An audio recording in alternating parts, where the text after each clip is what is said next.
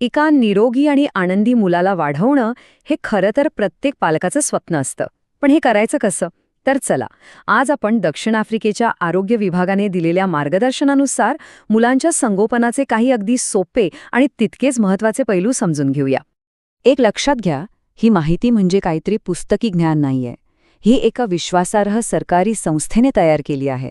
आणि याचा उद्देश अगदी सरळ आहे: आपल्यासारख्या पालकांना आणि मुलांची काळजी घेणाऱ्या प्रत्येकाला योग्य माहिती आणि आत्मविश्वास देणं. चला तर मग बघूया आज आपण नक्की काय काय जाणून घेणार आहोत. आपण या 5 सोप्या पण महत्त्वाच्या टप्प्यामधून जाणार आहोत, जे आपल्याला एका निरोगी मुलाच्या संगोपनाच्या प्रवासात नक्कीच मदत करतील. बघा, कुठल्याही मजबूत इमारतीसाठी तिचा पाया पक्का असावा लागतो, बरोबर ना? अगदी तसंच मुलांच्या निरोगी आयुष्यासाठी काही मूलभूत गोष्टींची गरज असते. चला तर मग हे 5 स्तंभ म्हणजेच मुलांच्या विकासाचे हे पायाचे दगड नीट समजून घेऊया. तर हे 5 स्तंभ आहेत: योग्य आहार, भरपूर प्रेम आणि संवाद, आजारांपासून संरक्षण, वेळेवर मिळणारी वैद्यकीय मदत आणि जेव्हा गरज असेल तेव्हा मिळणारी अतिरिक्त काळजी. या 5 गोष्टी मिळून मुलांच्या सर्वांगीण विकासासाठी एक भक्कम चौकट तयार करतात. चला, आपल्या प्रवासातल्या पहिल्या आणि सगळ्यात महत्त्वाच्या टप्प्याकडे वळूया, आणि तो म्हणजे पोषण. जसं गाडीला धावण्यासाठी इंधन लागतं, तसंच मुलांच्या शरीराला वाढीसाठी योग्य आहाराची गरज असते. पाहूया हे इंधन नेमकं कसं असावं. या मार्गदर्शिकेनुसार बाळासाठी सर्वोत्तम सुरुवात म्हणजे आईचं दूध. म्हणजे यात काहीच शंका नाही की आईचं दूध हे बाळासाठी अमृतासमान आहे. आणि हो, एक खूप महत्त्वाची गोष्ट म्हणजे जन्मानंतर पहिल्या 6 महिन्यांसाठी बाळाला फक्त आणि फक्त आईचं दूध पुरेसं असतं. त्याला वरून पाण्याची सुद्धा गरज नसते, कारण आईच्या दुधात बाळाला आवश्यक असलेले सगळे घटक योग्य प्रमाणात असतात. आता बघूया की बाळाच्या वाढीनुसार त्याच्या आहारात नेमके कसे बदल होत जातात. ही स्लाईड आपल्याला जन्मापासून ते 5 वर्षांपर्यंतच्या आहाराचा संपूर्ण प्रवासच दाखवते. 6 महिन्यानंतर हळूहळू वरचं अन्न कसं सुरू करायचं हे इथे अगदी सोप्या भाषेत स्पष्ट केलं आहे. जे पालक किंवा काळजीवाहक आईचं दूध काढून ठेवतात त्यांच्यासाठी ही माहिती खूपच महत्त्वाची आहे. दूध किती वेळ आणि कुठे सुरक्षितपणे ठेवता येतं हे या तक्त्यामध्ये स्पष्टपणे दिलं आहे. यामुळे दुधाची पौष्टिकता टिकून राहण्यास मदत होते. बरं, पोटाची भूक भागल्यानंतर आता आपण मनाच्या पोषणाकडे वळूया. प्रेम, खेळ आणि संवाद यांसारख्या अगदी साध्या गोष्टी मुलांच्या भावनिक आणि मानसिक विकासासाठी किती आवश्यक आहेत हे आपण आता पाहणार आहोत.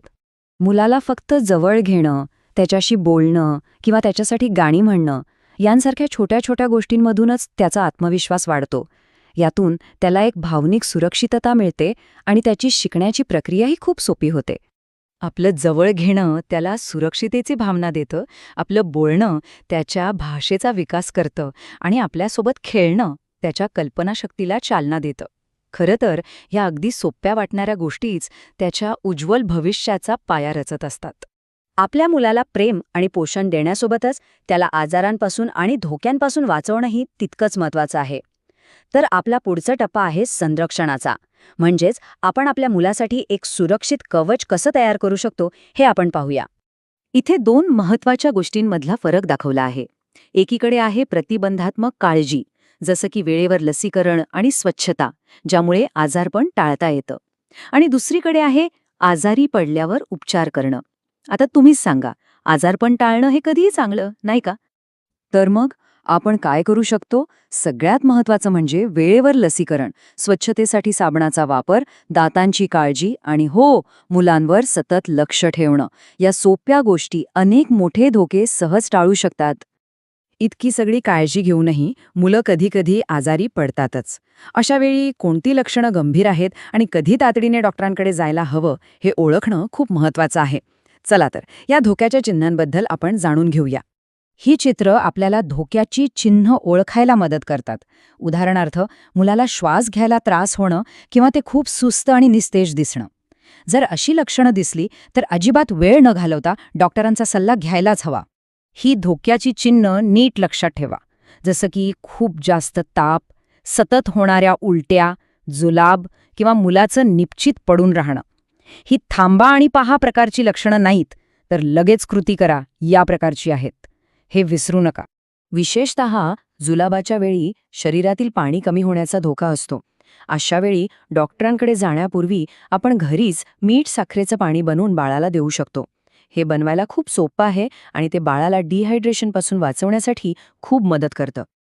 आणि सगळ्यात महत्त्वाची गोष्ट म्हणजे या प्रवासात आपण एकटे नाही आहोत. आपले डॉक्टर आणि आरोग्य कर्मचारी आपल्या मदतीसाठी नेहमीच तयार असतात. मनात कोणतीही शंका किंवा चिंता असेल तर त्यांच्याशी बोलायला अजिबात संकोच करू नका. लक्षात ठेवा, मदत मागणं हे कमजोरपणाचं नाही तर सामर्थ्याचं लक्षण आहे. तर आज आपण पाहिलं की मुलांच्या निरोगी वाढीसाठी काय करायचं आहे, पण या सगळ्याच्या मुळाशी एकच गोष्ट आहे, आपलं प्रेम आणि आपली काळजी.